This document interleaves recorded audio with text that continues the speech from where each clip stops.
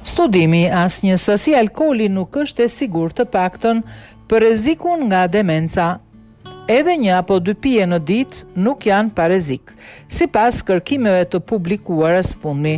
Për vite të tëra besohej se pak alkool mund të ishte mjaft i dobishëm për shëndetin, por studimi më i fundit, i bazuar në të dhënat e mbi 550.000 të rriturve të moshës 56-72 vjeç dhe në analizat gjenetike të 2.4 milion pjesëmarrësve, treguan të kundërtën dhe konsumimi i lehtë i alkoolit mund të rrisë rrezikun për demencë, ka shkruar The Washington Post. Për një kohë të gjatë kemi menduar se mënyra më e shëndetshme për trurin ishte 1 gotë në ditë, por provat e reja tregojnë se edhe sasitë të vogla mund të kenë efekte negative në kujtesë dhe funksionet njohëse.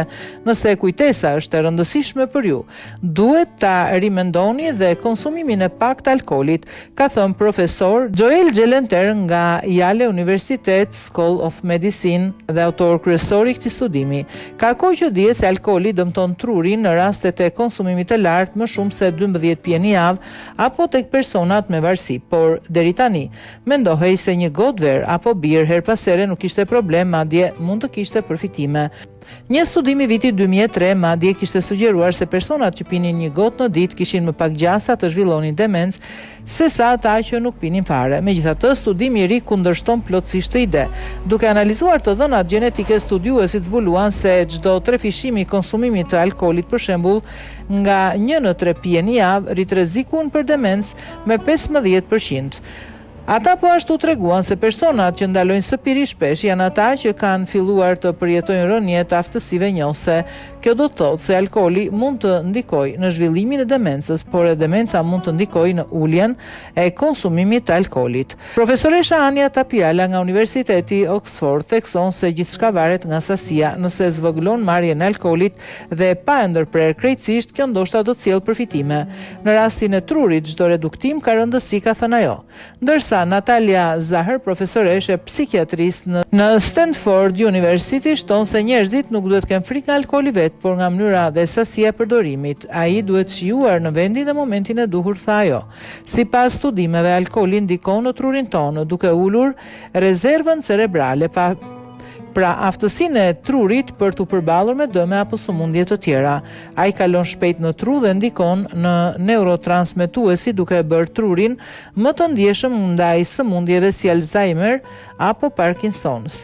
Studimet e imazherisë së trurit kanë treguar se edhe 1 ose 2 pije në ditë konsumuara rregullisht lidhen me zvogëlim të lëndës ngjyrë hiri në tru dhe me rritje të hekurit në tru që shoqërohet me sëmundje neurodegenerative. Përveç kësaj, alkooli dëmton edhe lëndën e bardhë të trurit, izolimin qelizat nervore mes tyre dhe mund të pengojë rigjenerimin e saj.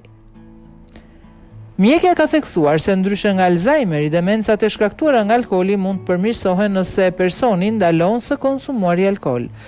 Nëse nuk heq dorë nga alkooli, truri mund të rikuperojë pjesërisht vëllimin dhe kujtesën.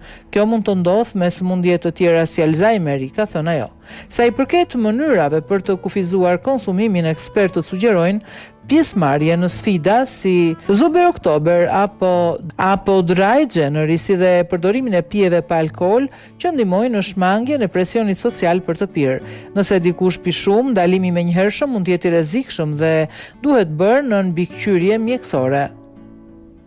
Topiala ka shtruar se është e rëndësishme të shmanget pija me sasi të larta për një herë, pasi truri përjeton një mini krizë të ngjashme me tërheqjen nga alkooli që është shumë toksike për qelizat nervore. Ajo ka këshilluar që ta shpërndani konsumimin gjatë javës, zgjidhni pije me përqindje më të ulët alkooli, alternoni me pije të buta dhe kufizoni sasinë. Profesori gjithashtu ka thënë se nëse dikush bën diçka që mund të jenë e dëmshme për shëndetin, le ta bëjmë me vetëdije për rrezikun që merr përsipër. Ndoshta do ta bëni prapë, por të paktën do ta bëni me sy hapur, tha ai.